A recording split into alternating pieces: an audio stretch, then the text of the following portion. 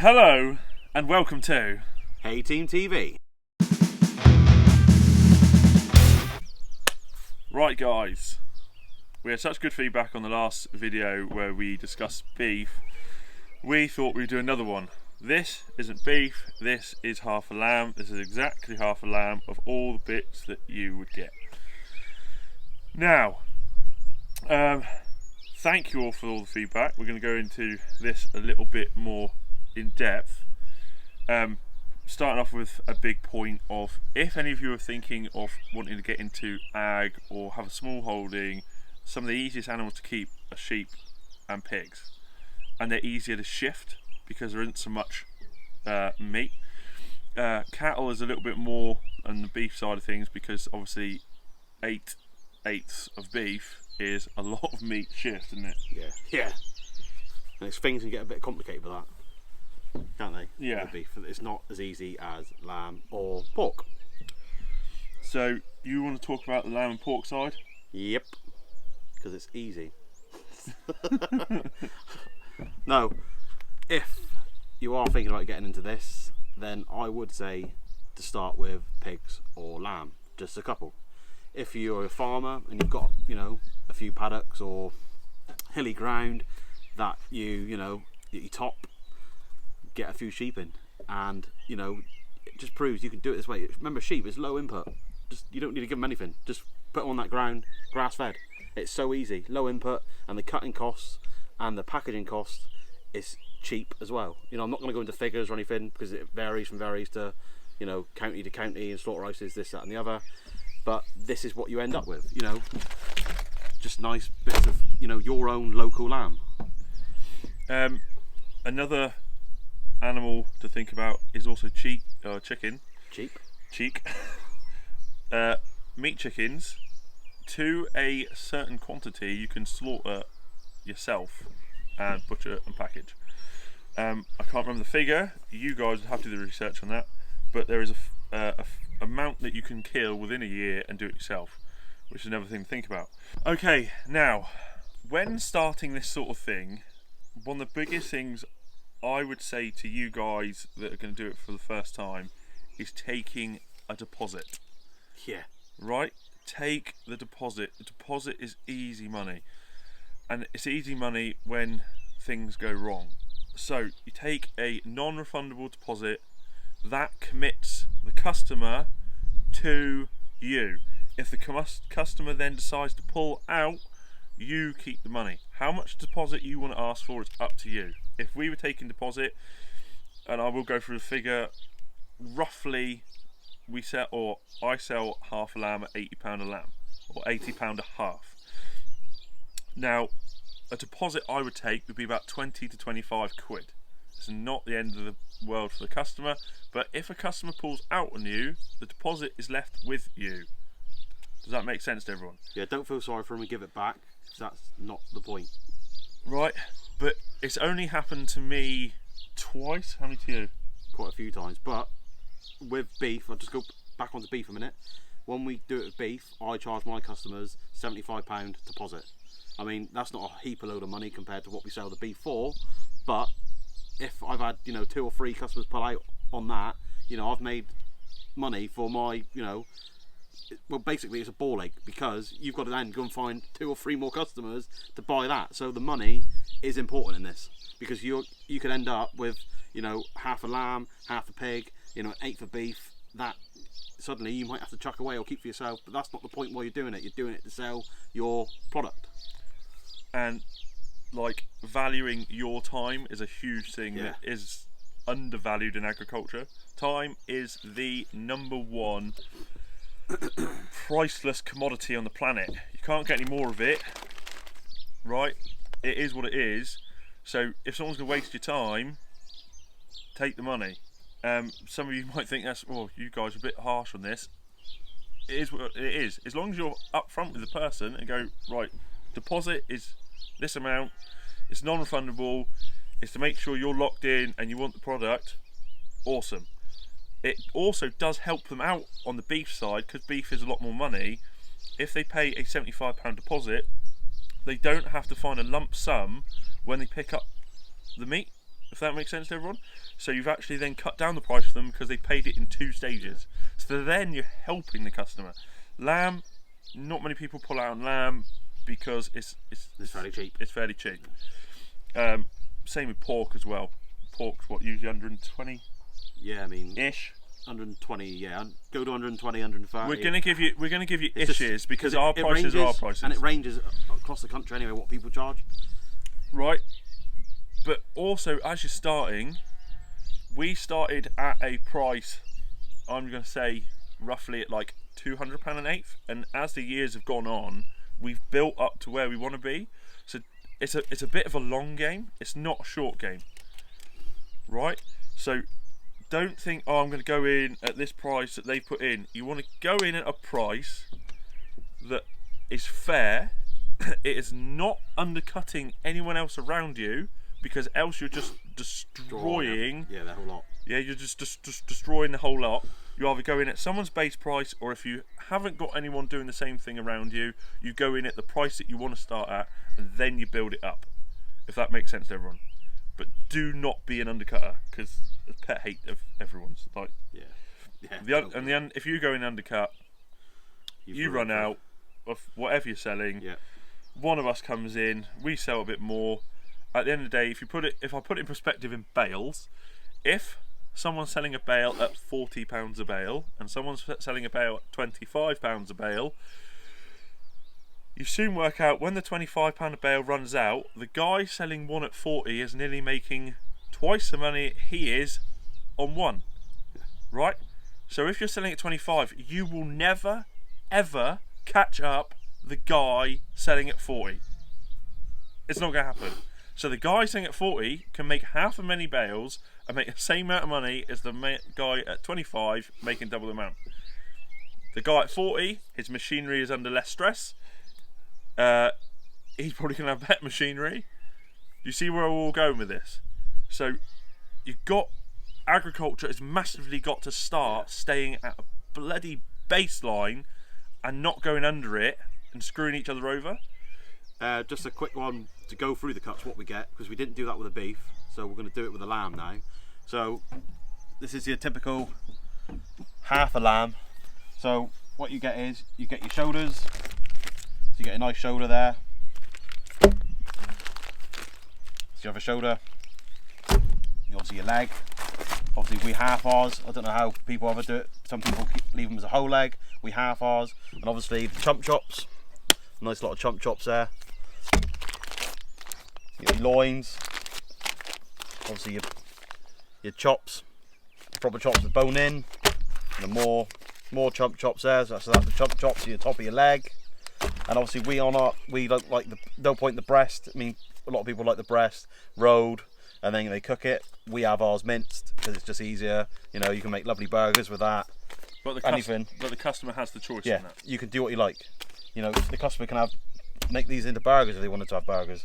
It's totally up to the customer. So obviously you get these are just standard cuts. And there's kidneys. And you get kidneys as well. So these are just a standard, easy cuts. I mean, when you start going into burgers and, you know, stuff like that, and taking the bone out, having rolling, you know, bone and rolled and stuff like that, that's when your price would go up. So the cheapest thing, keep to the standard cuts doing this. I mean, this is all the bones are in. It's easy. It's an easy cut for the butcher to do. That's just breast is minced, and it's easy. If you ever ask for mince, it costs no more than leaving it as is. No. Because the mincing situation's easy. Yeah. As Adam said, mince and breast is optional. If you want to ask for it to be cut up like we do, you ask the butcher to half joint. If you want full joint, it's obviously, as Adam explained a minute ago. Also on the chop side of things, you can optionally have a rack. There's a lot of people that like a rack of lamb to cook for Sunday roast, and they then cut that up as chops. Again, camera's rolling, and one of the dogs has decided to be an ass again. Hey, get here! But without losing track of what we're talking about here now, again, it's about food miles and selling locally. Now, something that I've had since the last beef episode, if you haven't seen it, go check it out if you're new, is people messaging me for meat. That's not the idea of what we're trying to do with this.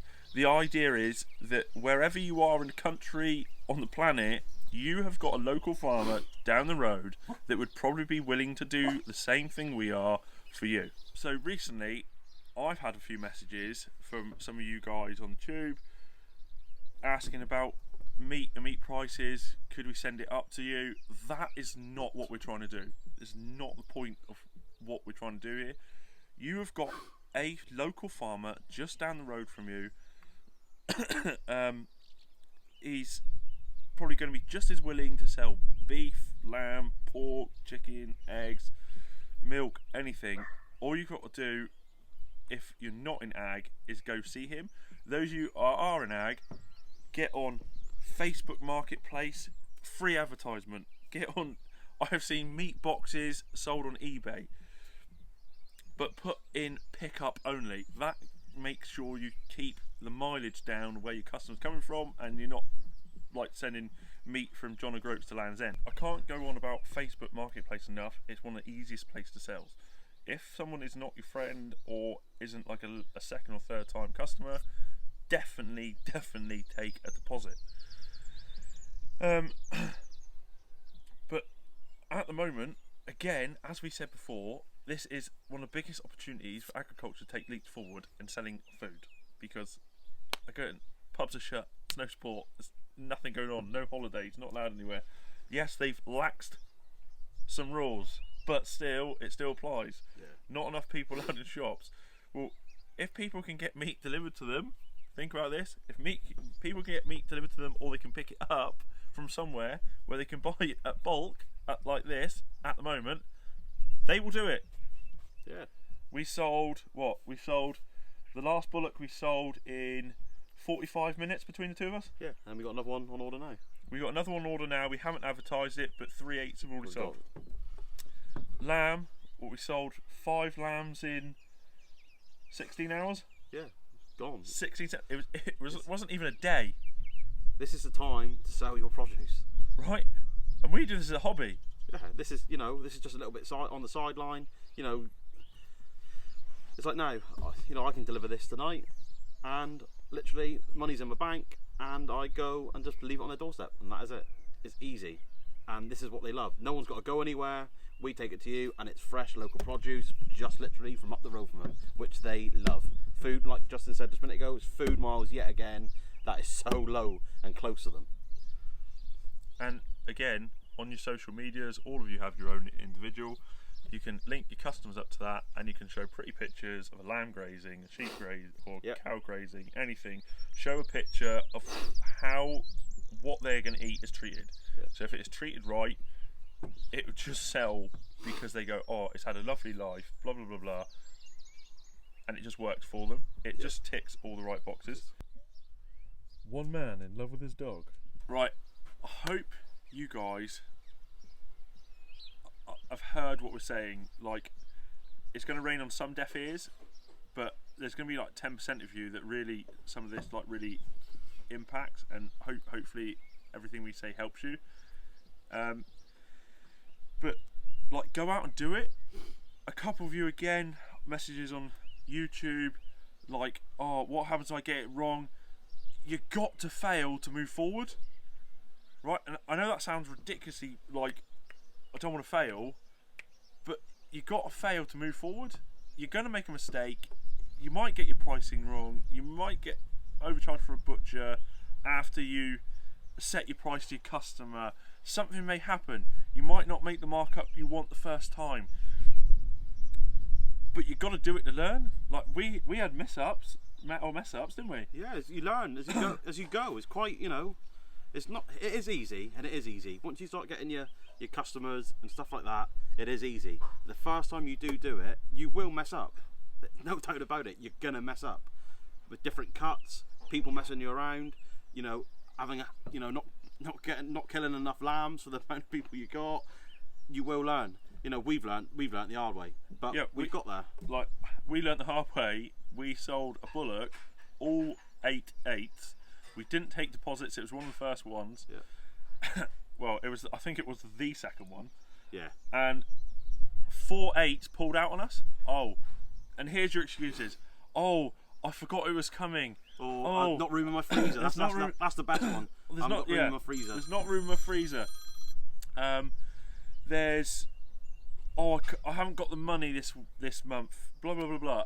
Suddenly it unravels. So to protect yourselves, the best way is deposit. Because if someone pulls out on you, at least you've got a little bit of cash in your pocket. And time frame as well. Go back to time frames like a lamb. So take a lamb on a Monday, gets killed on a Monday. The following Monday, Tuesday, that lamb will be ready to pick up.